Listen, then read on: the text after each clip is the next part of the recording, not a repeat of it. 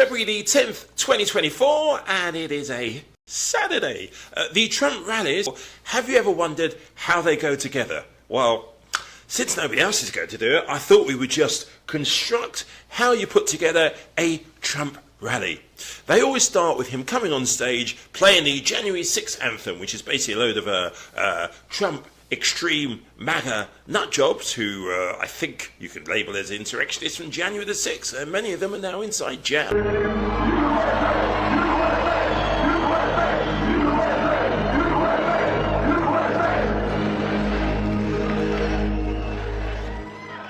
Well, thank you very much. And you know what that was? That was, I call them the J6 hostages, not prisoners. I call them the hostages, what's happened. And it's a shame. And, you know, they did that, and they asked me whether or not I would partake and do the beautiful words, and I said, yes, I would. And you saw the spirit. But, as the voice goes, the spirit was incredible. A while back, when you thought no cameras were looking,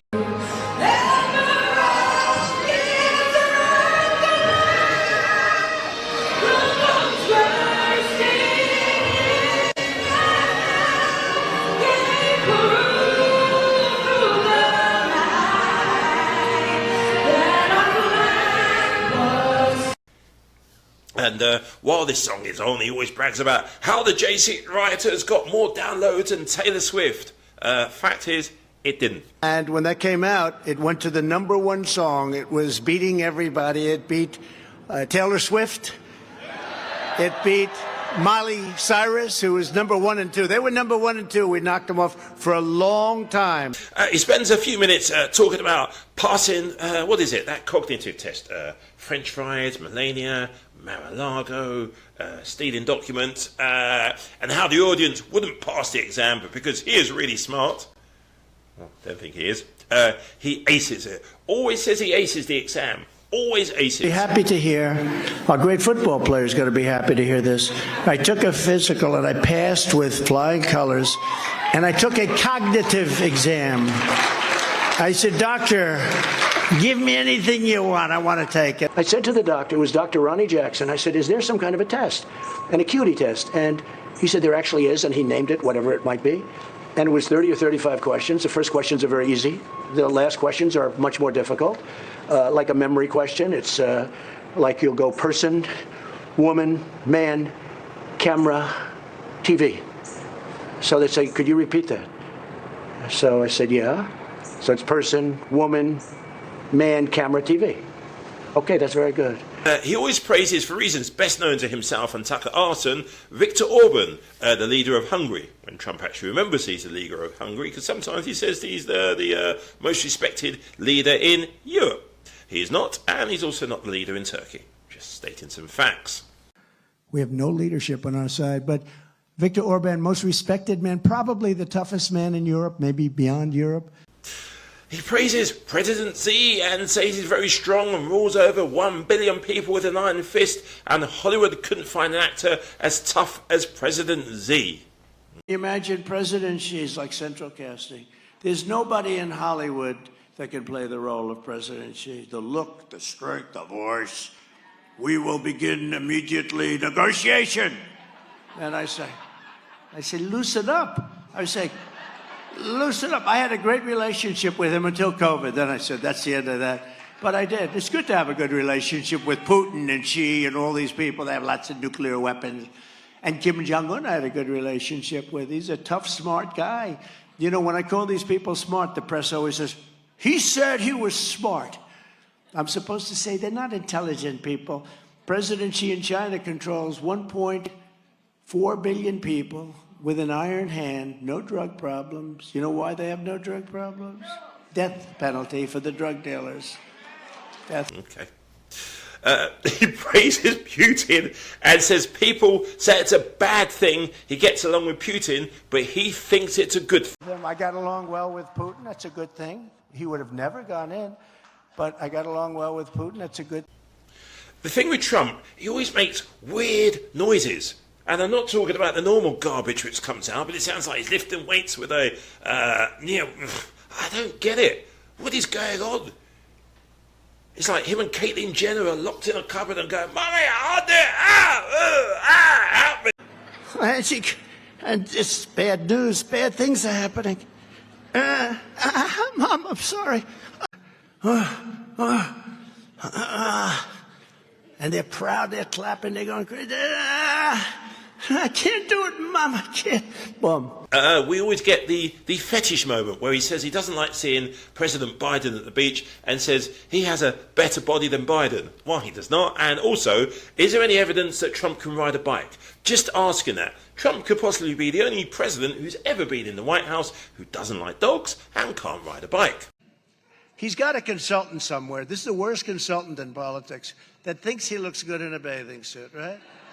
No, he spends so much time at the beach. And, you know, how do you do that?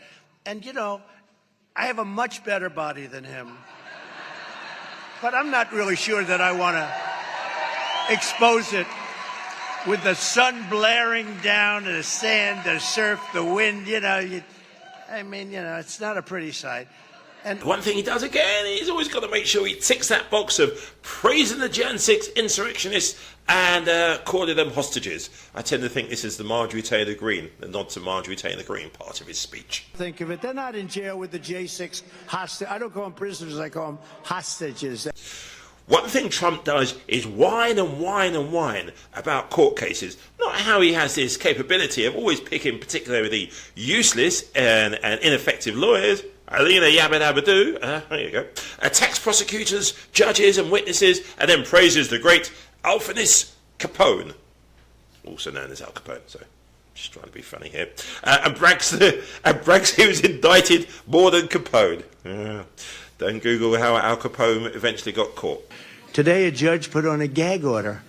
I'll be the only politician in history that runs with a gag order where I'm not allowed to criticize people. Can you imagine this? Do you believe this? I'm not allowed to criticize people. So we'll see. We'll appeal it, and we'll see. But it's so unconstitutional. The good thing is we have so much support. It's incredible. And it just makes it even more so. Look, I'm the only guy that ever got indicted. I got indicted more than Alphonse Capone. Did anyone ever hear of Al Capone? If you looked at him the wrong way, he was seriously tough, right? Scarface. You know, they call him Scarface. Had a little scar in there. I'm sure it was a minor accident. But he was Scarface. But Al Capone, if you looked at him in the wrong way, if he didn't like you, you looked at him a little bit askance, he blew your brains out. He was only indicted one time. I've been indicted 4 times. And in addition, I have these civil trials that are all coming out of the Justice Department. They've weaponized the Justice Department and the FBI. The weirdest thing with Trump, and this is a bit I don't really get, he quotes Hitler and says immigrants are poisoning the blood of America.